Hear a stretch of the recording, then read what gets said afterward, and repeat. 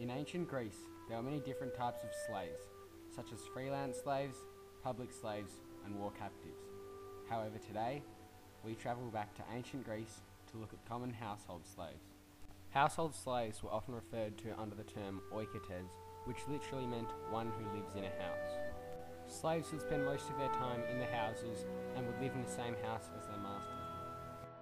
Slaves had many chores, including cooking,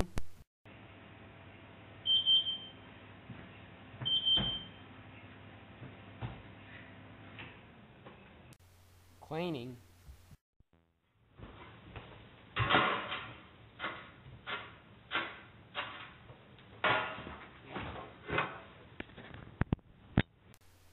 serving meals,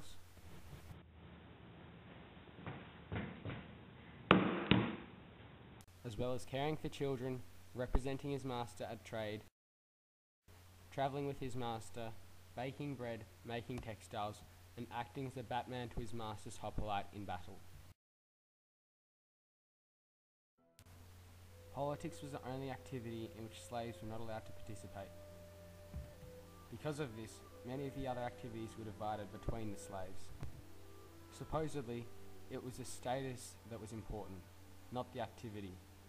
Famous philosopher Aristotle thought that slaves should be treated as children, as they could not only use orders but also recommendations, and they could understand why they were doing something when it was explained to them.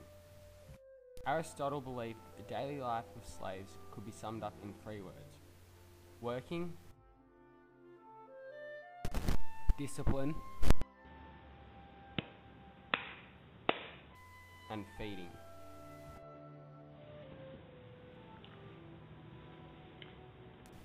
On the other hand, another philosopher, Xenophon, thought that the best way to treat the slaves was like domestic animals, as they were not as capable as normal citizens. He thought they should be punished for disobedience and rewarded for good behaviour. Pedagogues, or home tutors, were a specific type of household slave. It was their job to look after the children at home, and they constituted a privileged class. The pedagogues were different to normal teachers, as they taught children about life and social skills, as opposed to educational knowledge. The pedagogues would look after the child's care and well-being, and support the child's social and mental development. Slaves could have families and children, however the slave family was not recognised by the state. Slaves could also claim asylum at a temple or at an altar, just like any free man could. Slaves would take the same religious gods as their masters, but they could have their own ones as an addition to their masters' gods. They couldn't own property, however they could buy their freedom off their masters. Athens had a law in place stating that slaves could not be attacked, however this was more to protect citizens who dressed like slaves as opposed to actually protecting the slaves themselves. Slaves could, however, receive a public whip for their wrongdoings. Believe it or not, there was actually a holiday for the slaves, called the Chronia, where slaves were not required for duty and would dine with their masters. Slaves and slave masters did never intentionally breed slaves. However, the number of housebound slaves appears to be quite large in these times. Despite that, the explanation was cost, as slaves were much less expensive to buy, even really good slaves, than to raise a slave from birth. Thus, it was advised that male and female slaves were lodged separately to reduce the chance of birth. The birth of a slave child would put the slave mother at risk, and the slave child was not guaranteed to live until adulthood due to poor conditions for the slaves.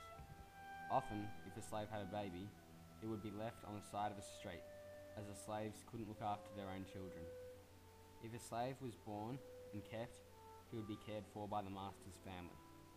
If a free family was struggling, they may choose to sell their children as slaves.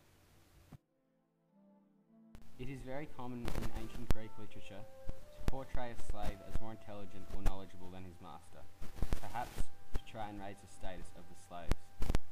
That's all for now. I hope you enjoyed learning about household slaves in ancient Greece. See you later, guys.